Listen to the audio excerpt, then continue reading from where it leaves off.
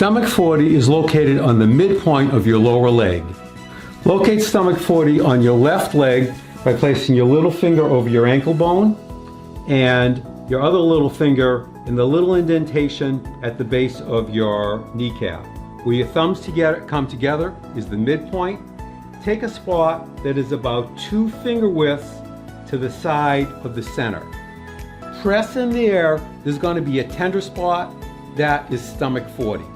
Activate stomach 40 by rubbing the area quickly 5 times, then take a break for a count of 5 and repeat 4 more times. It might look like this.